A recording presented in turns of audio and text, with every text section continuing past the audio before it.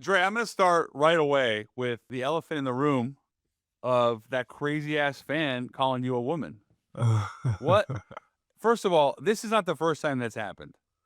But No, it's clearly not. that fan got to you. You picked up on what he was saying. Well, he had been saying it the whole game. A, you're using it to try to disrespect her and disrespect me, which is whack in itself. But number two, I think the thing that bothered me the most about it is, like, when you said it the first couple times, it is what it is. But it's the things around it that you're saying when you're saying it, right? Like, so it's blah, blah, blah, Angel Reese, or it's Angel Reese, blah, blah, blah. It started on the first play or the second play of the game. By that time, it's like almost the end of the second quarter. He's been doing it constantly the entire game, right? And so that's when I went like, yo, relax. Like, enjoy the game. If anything, I have fun banter with fans. Like, I I love know. to That's go. why I was surprised. I love to banter with fans and go back and forth with a fan. Like, that's one of the funnest things to do for me. I am actually one that tells referees all the time, like, no, they good. Like, I'm fine. Like, it's all right. But when it starts to get disrespectful, because I can't just disrespect you. You know what I'm saying? If I disrespect you, I lose money. So I'm not allowed to just disrespect you. Like, don't be disrespectful. Bro, it is so cowardly. He knows that you can't do anything. Some of these fans, man, they say some of the wildest shit to us.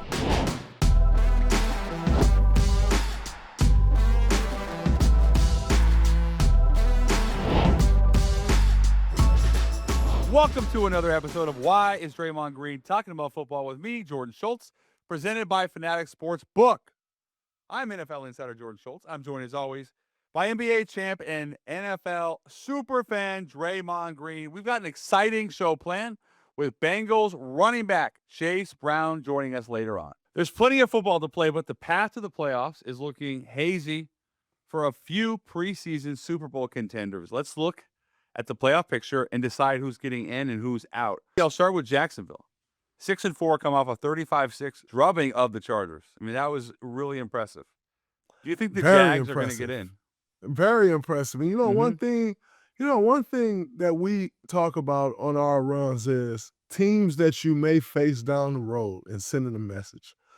And to me, what the Jacksonville Jaguars were doing, were sending a message to a team that they may face down the road.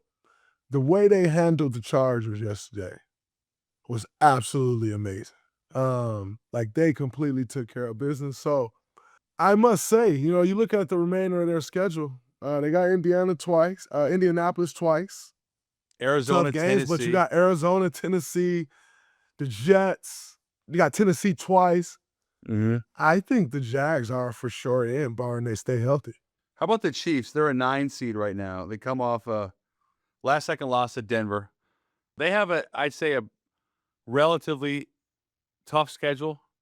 The Chiefs do. They got at Dallas, Houston Chargers, Tennessee, Denver, Vegas. Here's my thing with the Chiefs. Right now, if you're going to talk about the team that you wouldn't want to play who's not in, that's how I think about this. It's probably Kansas City. And that tells me that they have the best chance to get in out of all these clubs that are on the fringe. 1,000%. The Chiefs will be in the playoffs, I believe. I think they got a chance. And when I look at their schedule, Jordan, I must say I don't think it's that strong. Like, yes, Indianapolis is tough, but they're coming into Arrowhead. Oh, I'm actually going to be at that game. Yeah, that's at Arrowhead next week. It should be really good. You got at Dallas. That's always a very winnable game. Houston at home, very winnable game. Chargers, at home, very winnable game. Tennessee, at Tennessee or in Timbuktu or anywhere else in the world is an automatic win. Nothing in the NFL is automatic, though. Coming in, Tennessee is automatic, no question. If your team has any type of confidence, yeah, that's true. That Tennessee's an automatic win. You got Denver coming into Arrowhead. Payback game, rivalry game, division game, coming down the stretch. Winnable game, right? Like, Denver's tough. Yeah. Winnable game. And then they're at Vegas, which is an extremely winnable game. So when I look at this, I got the Chiefs finishing 11-6. 11-6. 11-6 in the AFC is more than enough. Like, More than enough. I got the Chiefs finish 11-6, and nobody wants to see the Chiefs in the first round of the playoffs. That's for sure. So Okay. I think the Chiefs get in, no question. Yeah, I agree. I think the more interesting question then is the Ravens. They're the 10 seed. Kansas City. So both Baltimore and Kansas City are 5-5. Kansas City has a tiebreaker. Yeah. Baltimore has won 4 straight, and they still get Pittsburgh twice. I mean, this is why the Ravens were still so in on the season when they were 1-5. Mm-hmm. Now, ironically, their best player, or one of them, maybe the league MVP last year, according to you, he is not playing his best football. Lamar has not been playing his best football. I'm still not convinced that he's 100%, or at least he doesn't look it. So what do you think of Baltimore? Yeah, I think, for them to be on a 4-game win streak and he hasn't played his best football is a great sign, because at some point it's coming. And so I think Baltimore has a real legitimate shot to get in. Pittsburgh twice, say you split that one, right? Like that'll probably be a split. At Green Bay, Lamar punishes NFC teams. And Green Bay's been kind of Jekyll and Hyde, like it's Good defense, though. one week, good defense for sure, but the offense is hit or miss. Like, so winnable game there at Cincinnati and Cincinnati at home, both winnable games. Now it's Joe Burrow back, that can change things, right? But these are all winnable games, and I expect the Ravens to get in. I think they also get in.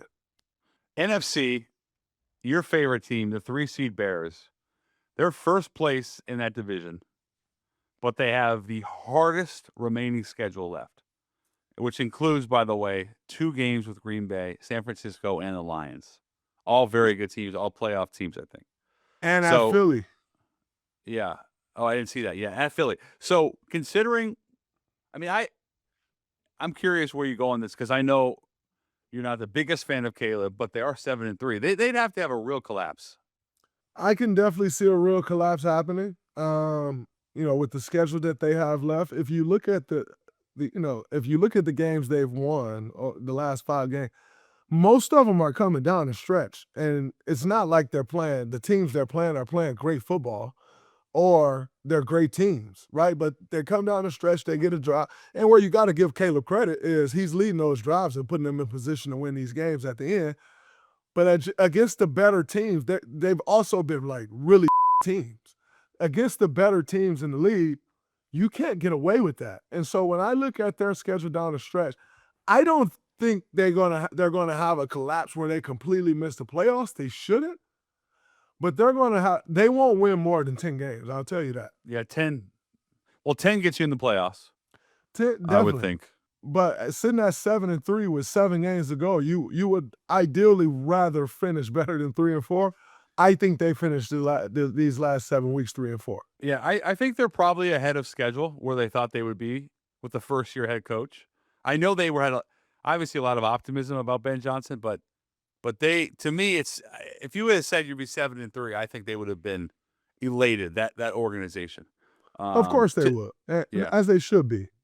1,000%. To that point, 7 wins, the 49ers. This is one of the harder teams for me to figure out. So they get Brock Purdy back, and he looked really good, really good. And George Kittle looked great. I thought McCaffrey was terrific again. They hammered Arizona, but they're third in the NFC West. I don't know if they're better than Seattle. They're probably not better than the Rams. So knowing that they have dealt with injuries, they've weathered the storm, but they're still not getting back a Fred Warner. They're still not getting back a Nick Bosa. Well, what do you think about them? Well, I think they've proven that they can win without those guys. And obviously when you get to the playoffs and all of that, things are different. You need that incredible pass rush, and obviously the captain of your defense you need. But when I look at them, they're third in the NFC West for sure. No question.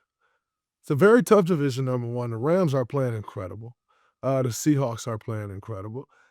And the 49ers has played pretty well, especially, considering all the injuries that they've had. But we're talking in and out of the playoffs. And you look at the remaining schedule, Carolina at Cleveland versus Tennessee, at Indiana versus Chicago at home versus Seattle at home. Yeah, that's really tough, man. That's really, really tough. I think this is really, really easy. I mean, not easy. It's never easy.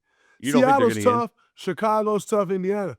But you got 3 weeks leading up to, like, they should be 10-4 before they even get to those. And at that point, if you're 10-4, you take care of these next 3 weeks, which they should. And then you get to 10. You're sitting at comfortably. This at is your 10-4. Bay Area bias, I think. These are free swings, is what we call these, Jordan.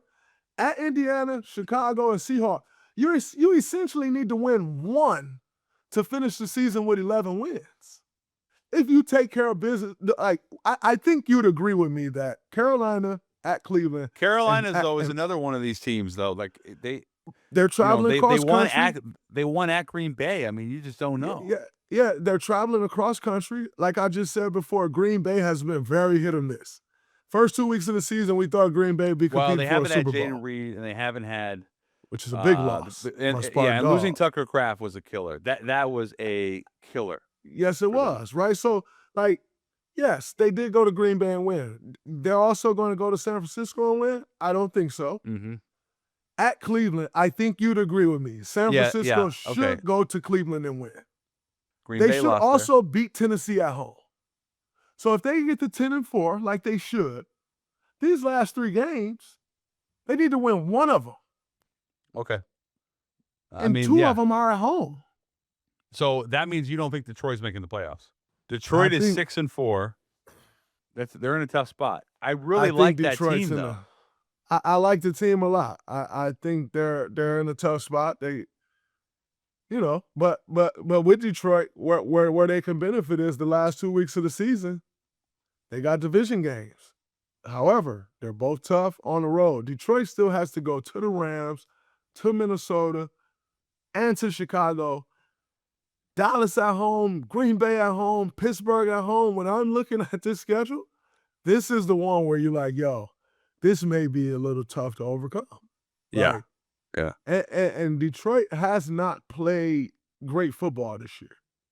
So like when I look at their schedule, I think, and I hate to say it because I want the Lions to make the playoffs, but I think of the teams we spoke about, they got the toughest path. See, I'm more confident about them than I think, well, definitely you. I guess that's just a belief in the organizational fortitude and Dan Campbell, who's now calling plays. I don't know how much that matters, but I like Detroit to make the playoffs. I mean, we can't talk like organizational fortitude. Like the Lions has been good for 3 years. No, but they are now. Yeah, they are, but you still got to continue to, we can't just act like this is like. This is the Warriors. Yeah. Like, and not even the Warriors, like the Niners. Yeah, like I want the Lions to do well all the time, but like they're getting there. All right. So Lions are out. I think I hope not, but I think so. Well, we'll be keeping a close eye on these playoff races as we hit the final stretch of the season. Up next, we have a great interview with our exciting guest this week, Bengals running back Chase Brown. But first, a word from our friends at Fanatics. Other sportsbooks just don't hit right, but FanCash makes switching to Fanatics Sportsbook easy. Only Fanatics gives you up to 10% back on all bets, win or lose. You can use your FanCash to unlock the world of Fanatics. For more bets, to tickets, to memorabilia, and one-of-a-kind experiences that only Fanatics can offer. Don't leave rewards on the table this football season. Switch to Fanatics Sportsbook and let the FanCash roll in. Winning is different here. Must be 21 plus. Gambling problem? Call 1-800-GAMBLER. Connecticut, call 888-789-7777. Massachusetts, call 800-327-5050. New York, 877-8-HOPE-NY. Maryland, visit mdgamblinghelp.org. Not available in all states. Terms apply. See Fanatics Sportsbook app. Hashtag Fanatics Sportsbook partner. Draymond, we got a special guest today. One of my favorites, Chase Brown, Bengals running back. And listen, Chase, I don't know what to tell you other than the fact that Draymond is a diehard Steelers fan, and I can tell you, oh man, yeah. So the timing is not fortuitous. Yeah. How much do you hate the Steelers in the AFC North? scheme. Steelers, Ravens, Browns. Are Yeah. they public enemy number one? I mean, yeah, I feel like every single time we play them, whether it's there at home, there's just this like buildup of like, I don't know, you just don't like them and they don't like you. And when you're in the game, you're just talking the whole time. So, yeah, man, it's just like any other rivalry. So, yeah. Draymond, do you hate the Bengals? Yeah, I that's a mean, good. you have to hate the Bengals. Like they What altered we do? Antonio Brown's life. They did. Like You talked with Antonio the Brown head? was never the same after Devontae's perfect hit him. You have to hate the Bengals. Of course. Man, By the hey. way, and the Browns too. The Browns send Joe Flacco 2 days before he played the Steelers. Like, Thank you. come, Thank you you. have to hate the Bengals. No, and the no, we Browns. appreciate the Browns for that. Flacco's done It's a lot of good things ridiculous. for us. Like So, who the does that? It's true. hey, Draymond, your Steelers aren't exactly Super Bowl favorites right now. We look like dog shit, but it's okay. We still got a chance. We don't look very good right now. No. It's unfortunate. you're not from Pennsylvania though, are you? No, what made that's- you that's what what's made you crazy. what made you a Steelers fan? So, I mean, as you could probably guess, I was a little bit of an antagonizer growing up. And so my family used to cheer for the Lions, and I always wanted to cheer against everybody. That was always fun to do. And so, Yeah. my high school in my city that I grew up a fan of and then went to was Black and Gold. So the Black and All right. Gold made sense to me, and I loved Jerome Bettis. And Jerome Bettis was an animal. Soon as Jerome Bettis retired, Lamar Woodley was drafted to the Pittsburgh Steelers. Okay. Like a year later, Lamar Woodley was drafted, and Lamar raised me. And so at that point, I'm 16 years old, and I had already been rooted for them, to win the Super Bowl at Ford Field. And then Lamar got drafted there and was there for the next 7 years. And at 16, I'm like, you know what? This is just going to be my team. All right. And so I There you adopted go. the Steelers. That's a cool. Jay, But I Did cheered you? for the bus for a long time. The bus. Yeah. Charlie Batch was there. Charlie Cordell Batch was Stewart. Like, I'm- Hines Ward. Like, I Hines go back Ward. a bit. Yeah, I'm not gonna lie. I don't know any of the other. I know Hines Ward though. I remember watching Hines Ward. Troy Chase. Polamalu, Troy Polamalu, of course. Yeah. Joey Porter. Like, so Yeah. I go back I a hear bit you. with the Steelers. Chase, walk us through the transfer when you go from Western Michigan to Illinois, and how does your brother Sidney play a role in this? Oh yeah, dude. That's a crazy question. Number one. So there's a lot that went into that. So I originally went to Western Michigan because I want to be a pilot. Like that was like what I wanted to do after football. And you know, I don't know if you know this, Draymond, but my brother and I grew up in Canada, and then we moved in with a host family in Florida, and then we went to this small private school, and like everything, it was like everything about the school was all about academics. So like it takes you from, all right, I'm going to this school to go to the NFL and go to, play college football and all this, to kind of shifting your mindset to like everybody's taking AP classes and like, I don't know. It was just a complete switch from like wherever we were going to school to before. Anyways, so my mind kind of shifted. Oh man, what do I want to do if I, this whole football thing doesn't work out? Because that's kind of like that's how they get you to think there. So I went to Western Michigan because I want to be a pilot at the end of the day. Wow. And I get there, I step on campus, I get on campus, the first thing they say is, oh man, NCAA is not going to allow us to pay for the flight school and the flight fees and all this stuff. They're like, yeah, but you can take out a loan for, I think it was like 60,000 or something like that. And I'm like, 60 racks? I don't have that. And my family doesn't have that. Like, how do you expect me to just randomly like do that? Like it's nothing. So, in my mind right there, I'm like, all right, I'm going to play out my first year here. And then I'm going to get out. Like, so. Get out like I'm transferring? Yeah, like I knew I wanted to transfer almost right away. And I love like Coach Lester recruited me there, and like my guy, Coach Evans, like they were super dope people. But yeah, I just didn't want it. When you take the flight thing away, I'm like, why the am I here? Like, number one, love the Mac, but playing Yeah. on a Big Tuesday 10. night, like That's In front of insane. like 7,000 people. no, worse, maybe 30 people, bro. 30 people like, Jesus. on a Tuesday night. Like, and I got class the next day, Wednesday morning. You know what I mean? Like, it's just But you're on TV. You're probably on ESPN.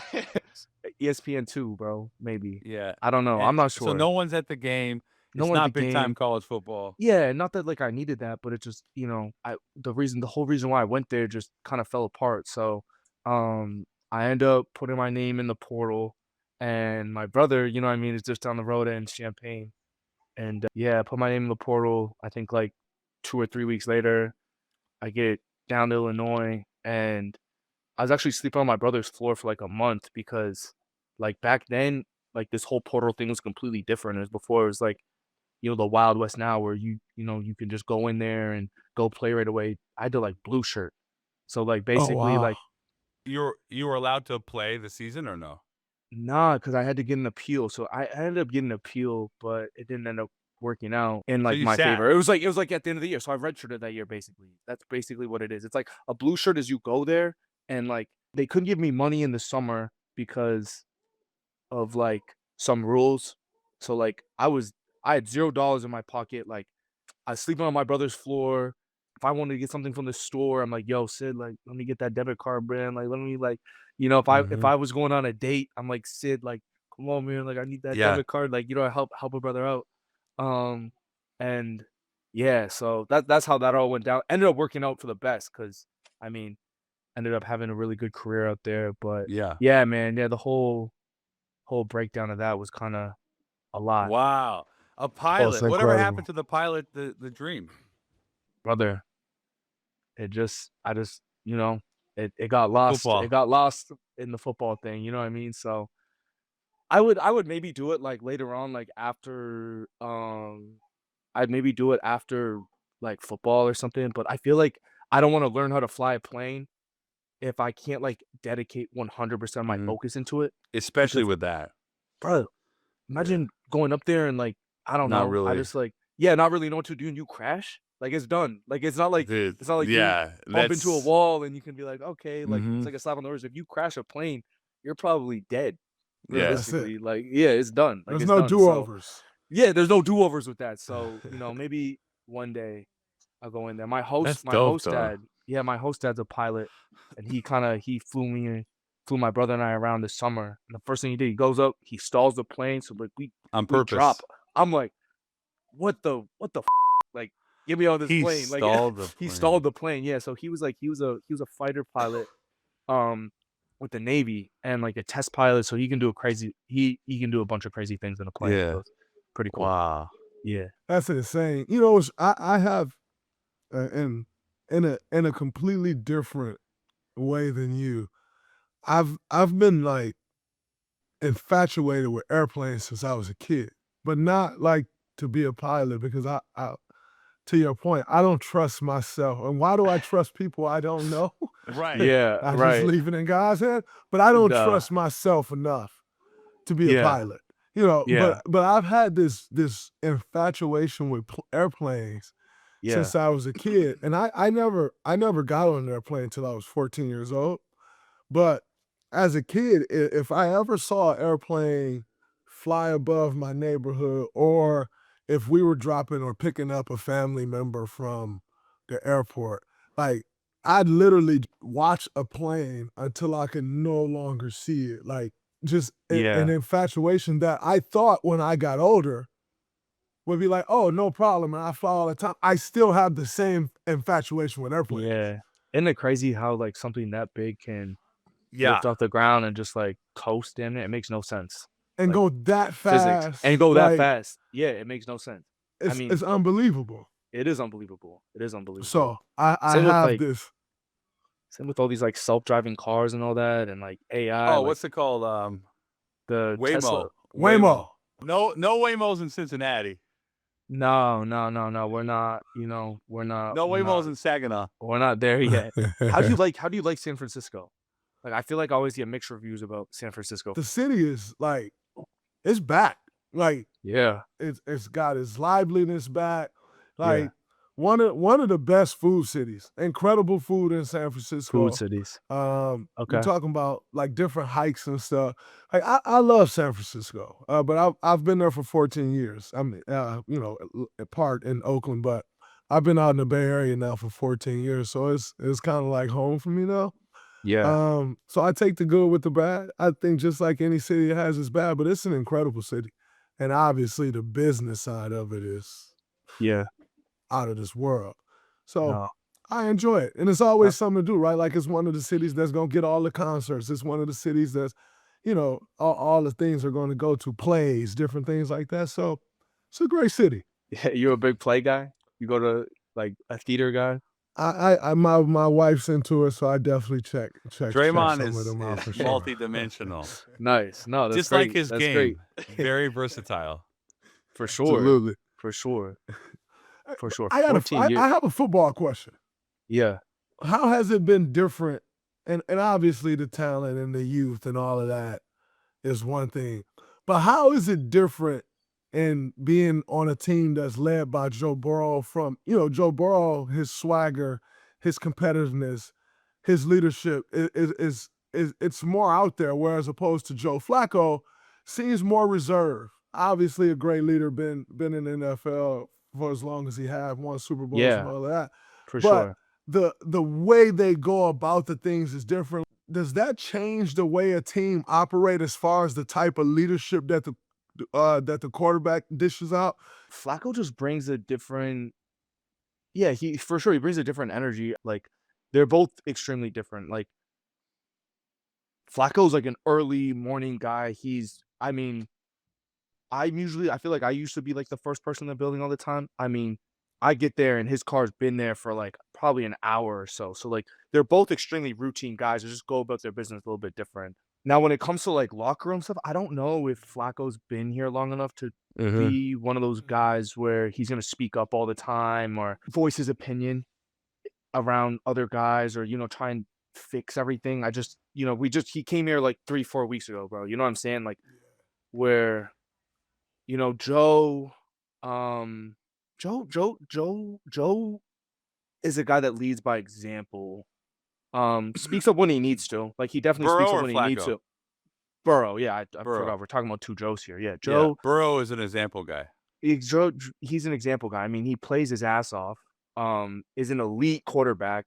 Can process coverages and a bunch of shit on the field, unlike anybody I've ever been around. I think that's the biggest difference between the two of them right now. I mean, Flacco's new to the offense. I mean, he's been here for 4 weeks, and when you have somebody like Joe Burrow, where the system's built around him and Jamar Chase and T. Higgins, you know what I mean? We can like for instance, when we play the Steelers, right? Like they have extremely aggressive linebackers. Like, if as a running back, if I sit in there for protection too long, they add on like this, like, and it might look like it's a pressure, but like the linebacker just playing downhill and adding on, so it's really not a pressure. They're just a man. You know what I'm saying? So with Joe would just motion me out or something. You know what I mean? And like, there's a bunch of things that Joe would do, Okay. and like take control of the offense. I know you're talking about the locker room and stuff like that, but when I think of like the biggest differences between Flacco and Joe is that just, I mean, if Flacco was here with us all training camp, he'd be able to do things like that. But you know what I mean? Like, Joe Burrow is just different in that way. And then Flacco's like a super down to earth guy. Like, I feel like I can sit there and talk to Flacco about anything, and like Like about you know what I being a mean? dad. About being You a know what I dad. mean? Like, yeah, exactly. Yeah. Like being a dad, and like you ask him about all these stories about like like Ray Lewis and Yeah. Terrell Suggs and like all these Ed like Re- guys Ed that Reed. Ed Reed, like all these stories that like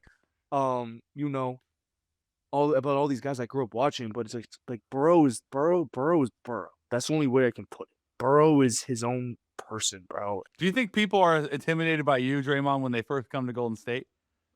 Honestly, bro, probably. Like, you don't realize, I like, think people like you just casually said, yeah, man, I've been in the Bay City for 14 years. Like, you gotta realize, probably all these new guys that are coming to that locker room, like, they've been watching you since their whole they life. were a kid. That's what I mean. Their whole life. So like, when they Yeah. get into a locker room with somebody of your caliber that's as experienced as you, that's just intimidating to begin with. Yeah. No, I think They definitely are. And you can see it right away. I think for me, I try to go out of my way to make guys feel comfortable that should be comfortable. I am not one, I'll be completely honest with you, I'm not one that's like, oh man, everybody needs to have this level of comfort. No, I don't believe that. Like, I think different people need different levels of comfort, and I understand who needs what levels of comfort, and I go out of my way to try to make that happen. You know, I am the guy that you got an issue, you can definitely come talk to, you know, and if I can help you with your issue, I'm gonna help you with your issue. You know, I am the upfront, in your face leader for us. Steph the big dog. You know, it's like Steph don't need to deal with the like I'll deal with the you know what I'm saying? Like Yeah. I'll bring it to him when I've dealt with all of the and now it's time to make a decision. You know, or it's like, but Steph is he the big dog. And so for me, I'm more in the weeds. Interestingly enough, we had a conversation. We had a mini camp in San Diego this past September, right? And Jimmy Butler hosted it, and it was incredible. And we had a dinner outside in Jimmy's backyard, and myself, Al, I think Moses maybe, Will Richard. My point is they were pretty much all new guys. And so we were sitting there talking, and Al asked me a question that made me realize even more of what you just asked, which he said, man, so the elephant in the room, I have to ask you, like, we got to know, what happened with you and Jordan Poole? Like, why? And so we start going through the whole thing, and it was a very deep conversation. And from that one question, Yeah. the conversation amongst us probably went on for an hour. Yeah. It was one of the best conversations I've ever had with teammates.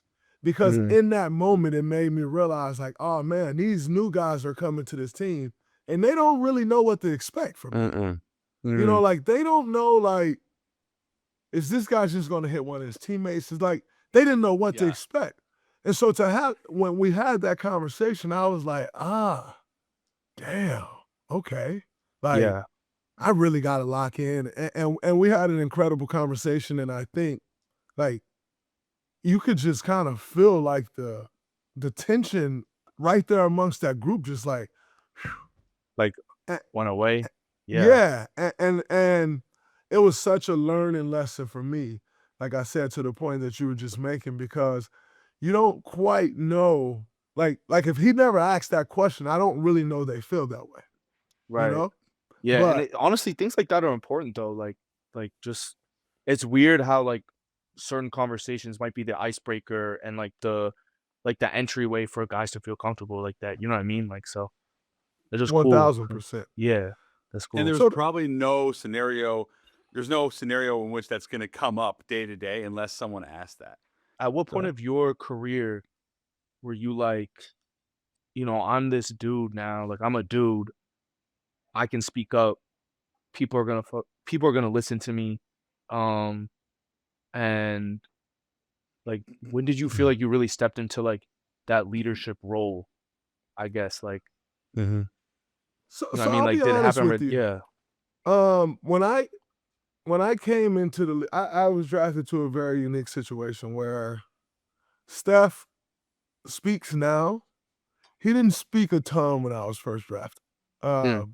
Always would speak if he had to, but he speaks way more now. Yeah. Clay didn't talk at all. Yeah. Like, Clay wouldn't say a word. Yeah. So when I was drafted, Mark Jackson told me right away, he said, hey, I want to see that leader that I saw at Michigan State. I want to see the leader that everybody's been talking about. That's the guy we need here. Don't come here and think just because you're not making the money these guys make, just because you don't have the resume that these guys have, that you can't come in and lead. It's like, you should come in right away and be looking to be the leader that I've heard you are, that I've watched at Michigan State. When you think of like the Golden State Warriors, you guys win so much, bro. Like, I and appreciate just it. someone outside looking in, it's crazy. How did you guys build the culture that you have right now over there. The ownership group that owns the Golden State Warriors now bought the team. And it starts from there. You know, still Yeah. to this day, they will always have an incredible culture. And obviously, like having a Steph Curry makes a huge difference. You know, having a Bob Myers makes a huge difference. And so the culture has been built. But like I said, it starts from the top, Yeah. from ownership, front office, coaching Yeah. staff, top players, and it's a trickle-down effect. And it No flows doubt. through the whole entire organization. But the culture Yeah. had to be built because this organization was the laughing stock of the NBA for a very long time. No, it's crazy you say that because like so when I was at Illinois, I mean we were horrible. Like for 3 or 4 years, like we were really bad. And we brought in this new coach B. It started with him and like stamping the mantras all around the building. He just had something for us to buy into, and everybody's on the same page about what our goals were and what our purpose was. And when it's clear, it just makes such a big difference. So that's just interesting, especially hearing it from you. Like I'm trying to learn as like, you know what I mean? I'm a young player that, you know, is starting to build my name up the last 2 years. So I just, you know, I'm looking for ways to step up in ways that, you know, maybe I can become a better leader. So no, I appreciate that. 1,000%. 1,000%. Man, one more football question before we get you out of here. We always love a good list. And playing the running back position, number one, I just want to say this. As I have the utmost respect for football players.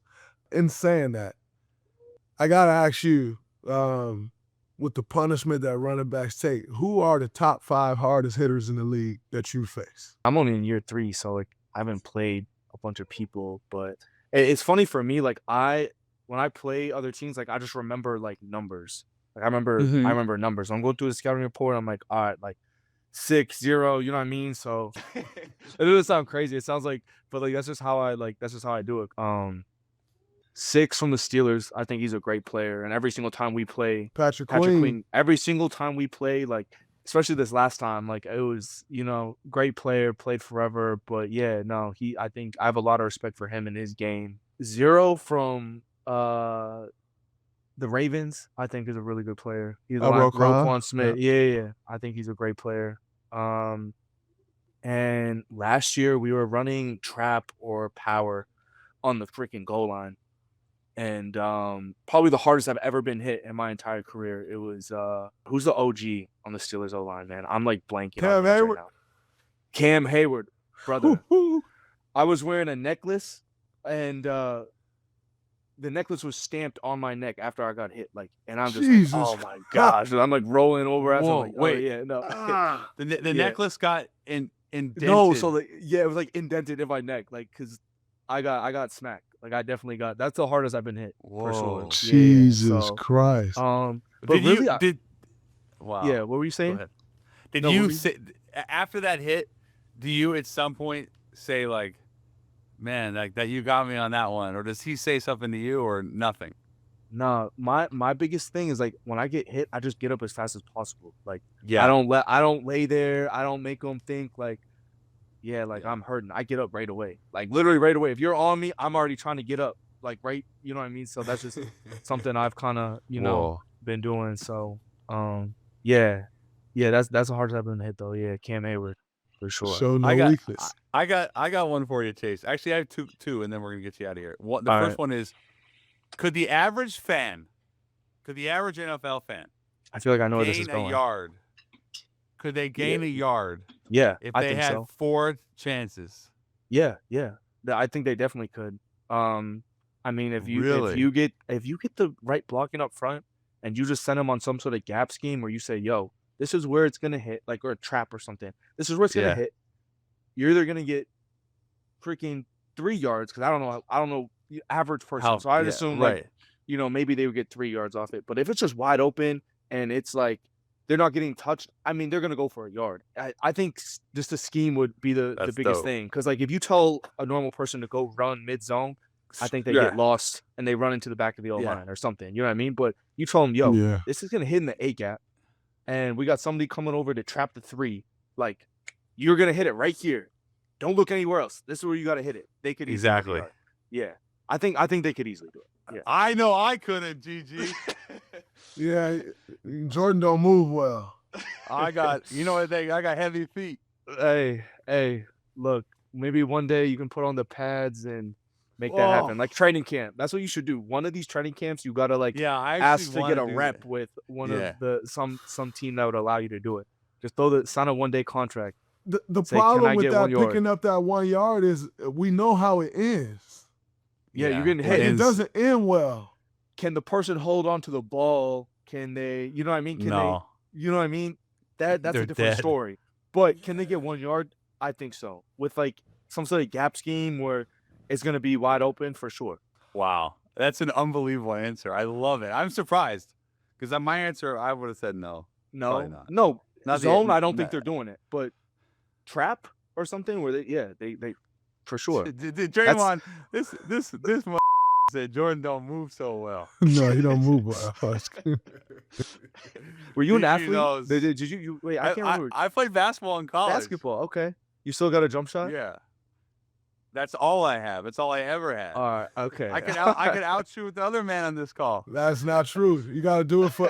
Listen, we can do it for money. We can do it for wine. I would love But we cannot do it for shits wine. and giggles. I sent you not one but 2 great bottles. I love to get one back. Oh, let's All do right. Trace, are you a wine drinker? I am, yeah. We gotta, yeah. I'm- That's what we always.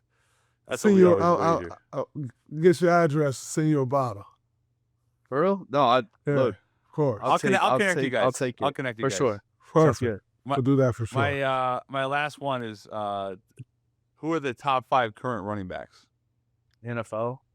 I mean, Jonathan Taylor is, cooking. Like he's having a different season right now. It's a great question.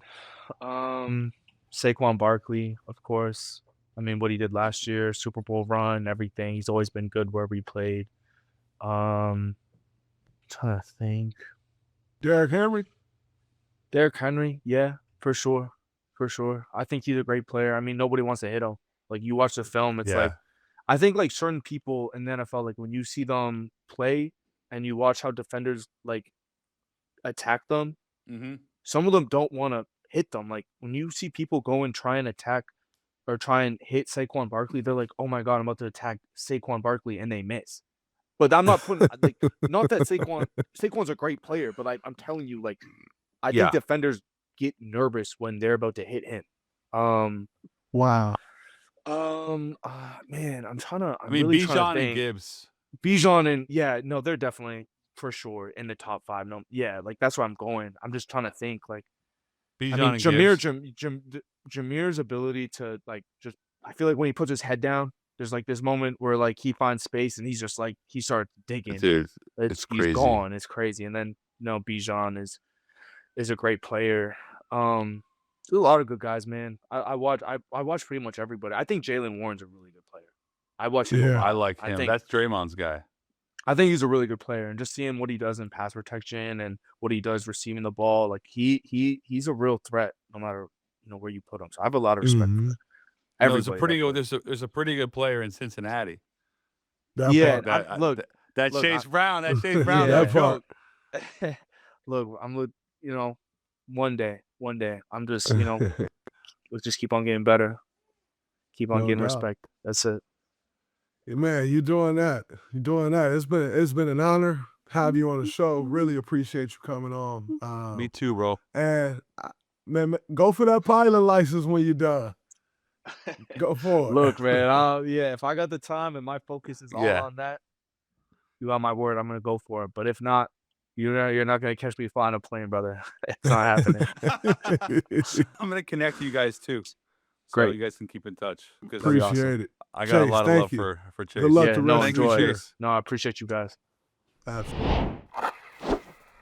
Thanks again to our phenomenal guest, Chase Brown. Now, as always, it's time for Picks and Parlays presented by Fanatic Sportsbook. First up, DG, 3-leg parlay, Thursday Night Football. The Buffalo Bills take on the Houston Texans. All these lines from Fanatics are up to date as of our recording, Monday, November 17th. We both like Josh Allen. He had 6 touchdowns in Week 11, 3 on the ground. We both like anytime Josh Allen touchdown. Is that right? Yes, I think Josh Allen's, Thursday night game all these Thursday night games be grinded out games, and Josh Allen in the grinded out game is for sure to grind his way into the end zone for a rushing touchdown. Speaking of rushing, James Cook, very, very good player, and 70-plus rushing yards. Now, I will say this. Texans have a damn good defense. I like it. I think, as you said, James Cook wasn't really involved in the game playing yesterday until late. I think they'll come out and really try to establish the run game and get him going. And like I said, it's a Thursday night game. They're usually grinded out. So I like James Cook to go over 70 yards. Finally, our third pick. Why don't you tee us up? This is our final leg of our parlay. We got Nico Collins, 6+ receptions. Nico Collins was targeted 15 times yesterday. I think it'll be more of the same thing going into next week. I feel pretty comfortable about the 6+ receptions. Definitely taking Nico Collins to finish out our parlay. So to summarize our 3-leg parlay for this week's Thursday night matchup, Josh Allen, anytime tug. James Cook, 70-plus rushing yards. Nico Collins, 6+ catches. Be sure to check out our parlay in the Fanatics Sportsbook app and ride along with us. Now it's time for our head-to-head pick'em, where each week we pick the hottest games against the spread, and after another 500 week, we remain deadlocked heading into Week 12. We are both 21-22 ATS on the season. That means that if you are riding with us every week, you're not making money. You're not losing a whole lot, but you're not making any money. So here are the games we're going to target. First up, the game I'll be at, Indy at KC. Now, KC's a 3.5-point favorite. This is a very sharp line. I'm going to lean Chiefs at home in a bounce-back game, laying the 3.5 against the red-hot Colts. I don't love the 3.5, but I agree with you. I think that the Chiefs will be motivated. I think they know they have to win. And usually when their backs are against the wall and they have to win, they go figure it out. So I'll take the Chiefs minus 3.5 as well. Then we got Minnesota at Green Bay, monster NFC North matchup. J.J. McCarthy, I thought, had led a game-winning drive. They end up losing on a last-second field goal to Chicago. This is a bigger line than I anticipated. Green Bay laying 6.5 against the Vikings. I'm going to take Minnesota plus 6.5 versus Green Bay. I'm going to as well. That's a lot of points. I think I would have been comfortable at 4, but 6.5 just 6.5 is a lot. Yeah. Pittsburgh, your team at Chicago. Chicago's a 3-point favorite. This is another tough line that I just hard to get a read on. But I am going to take the Bears, laying 3. Mainly because Pittsburgh, I don't, there's question marks about Rodgers, whether or not he'll play. Even if he does play, how healthy is he? Give me the Bears. Feels safe. Safer. Yeah, A-Rod doesn't really miss games unless he just can't get out there. And I feel very comfortable with taking my Pittsburgh Steelers plus 3. Tampa at Rams. Rams 6.5-point favorites. I'm a Seattle guy. I just watched the Rams pick off Sam Darnold 4 times in a game. Four picks. Now, this may just be a case of they have his number. This is what they did in the playoffs when he was with the Vikings. The same token, man, the Rams are really good. They are 8-2. And Tampa comes off a brutal loss where, that was the most points they've given up under Todd Bowles. It was the first time they had a quarterback have 6 touchdowns. It was a terrible defensive performance. So I am going to lay the lumber. 6.5 points for the Rams. Yeah, I'm definitely going to take the Rams. I think they're red hot. They're a tough team to beat. They're with that offense and how bad Tampa Bay's defense has struggled. I think the Rams are a no-brainer here at home, cross-country flight. 6.5 points is a lot of points for most people. Not quite the Rams.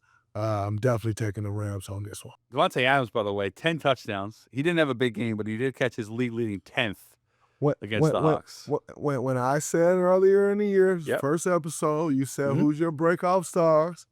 I said, this guy's not a breakout star. Yeah. He's just going to return to form and have an incredible year. And 10 touchdowns with 7 games to go. Yeah. He might have 20. We will track these picks every week, powered by Fanatics Sportsbook. You can follow along and put your own futures in the Fanatics app. All right, DG, that's a wrap on this week's episode. Any parting thoughts from Orlando? You have your family in town or just wifey? Just my wife in town. Parting thoughts from Orlando. I am really worried about my Steelers. You are. Little truth syrup here. I'm really worried about my Steelers. It doesn't seem like it's all coming together how I thought it would come together. And, even after a win the other day, I'm really worried about my Steelers. Not enough explosive plays. Yeah, Not enough like our explosive plays. offense is just not there. I do think that you have the coach that has the proven track record to get your team in the playoffs, but I think you want more than just a playoff berth. You want a team that can push. We're trying to compete for a championship. Yeah. A friend of the show, Calvin Austin, he came on earlier in the season. I'm sure we'll get another Steeler at some point. But there's too many good players on that team for them to be up and down every week. I agree. It's a shame. It's a shame. We got to figure it out, hopefully. Maybe we can build some momentum off the win over the Bengals. But I don't like how we look. Well, great stuff this week.